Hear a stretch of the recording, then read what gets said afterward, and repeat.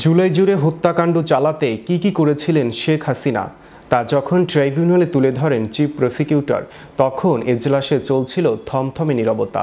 দেশটির ইতিহাসে এই প্রথম কোনো সাবেক রাষ্ট্রনেতার বিচার সরাসরি সম্প্রচার করা হলো, যা হয়তো দিল্লিতে বসে দেখছেন শেখ হাসিনা। বিস্তারিত থাকছে ডেস্ক রিপোর্টে।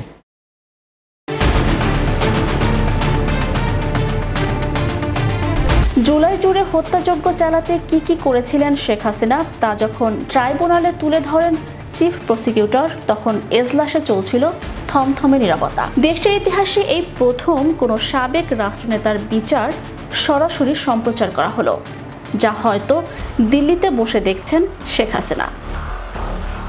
জুলাই মাসব্যাপী সংঘটিত হত্যাযজ্ঞ ও দমন পীড়নের অভিযোগে বাংলাদেশের সাবেক প্রধানমন্ত্রী শেখ হাসিনার বিরুদ্ধে আন্তর্জাতিক ট্রাইব্যুনালে আনুষ্ঠানিক বিচার শুরু হয়েছে। প্রথম দিনে চিফ প্রসিকিউটর তাজুল ইসলাম আদালতে 13 খণ্ডে 6,500 পৃষ্ঠার অভিযোগপত্র উপস্থাপন করেন।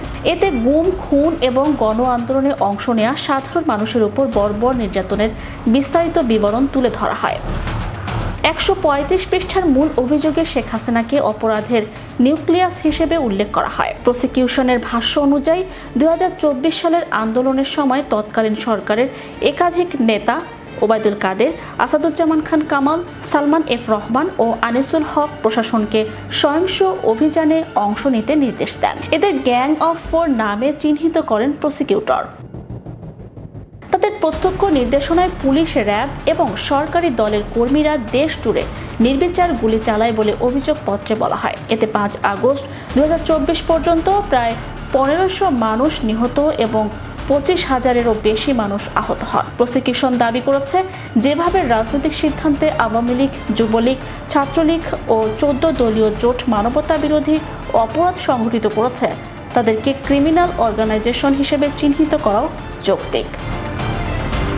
তারা শেখ হাসিনা সহ 3 জনের সর্বোচ্চ শাস্তি এবং সকল সম্পত্তি বাজেয়াপ্ত করার আবেদন জানায়। এছাড়া শেখ হাসিনা ও তৎকালীন স্বরাষ্ট্রমন্ত্রী আসাদুজ্জামান খান কামালের বিরুদ্ধে নতুন করে গ্রেপ্তারি পরোয়ানা জারি করেছে ট্রাইব্যুনাল। চিফ প্রসিকিউটর বলেন, এটি প্রতিশোধমূলক কোনো বিচার নয়, এটি হবে প্রমাণ নির্ভর, নিরপেক্ষ ও ন্যায় বিচারের ভিত্তিতে। আমাদের লক্ষ্য বাংলাদেশকে ফ্যাসিবাদ মুক্ত এক নতুন অধ্যায়ে নিয়ে যাওয়া। তিনি আশাবাদ ব্যক্ত করেন, এই বিচার প্রক্রিয়ার মাধ্যমে বাংলাদেশের অন্ধকার অধ্যায় শেষ হবে এবং পুনরুজ্জীবনের এক নতুন সূচনা ঘটবে। Channel Europe news desk.